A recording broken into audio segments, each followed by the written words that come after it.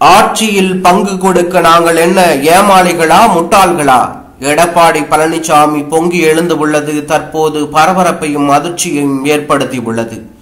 அதிமுக ஆட்சியில் பங்குக்காக யாரையும் தேட வேண்டிய நிலைக்கு இல்லை என்றும் தனி பெரும்பான்மையுடன் ஆட்சி அமைக்கும் உறுதியுடன் இருப்பதாக அதிமுக பொதுச் செயலாளர் எடப்பாடி பழனிசாமி தெரிவித்திருப்பது தற்போது பாஜகவினரை அதிர்ச்சியில் ஆழ்த்தியுள்ளது.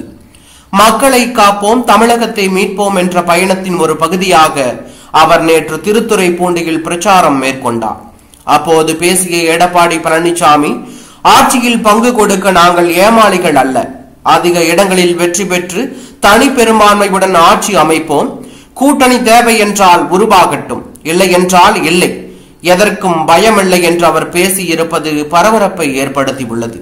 மேலும் ஸ்டாலினை போல வாரிசு ஆட்சிக்கு வர விரும்பவில்லை, மக்களது விருப்பமே எங்களது ஆட்சிக்கு அழைக்கும், திமுக ஆட்சியை அகற்ற விரும்பும் எல்லோரும் ஒன்றிணைய வேண்டும், திமுக ஒரு ஊழல் ஆட்சி, அதை அகற்றவே பாஜக எங்களுடன் கூட்டணி வைத்துள்ளது என்று அவர் கூறியுள்ளார்.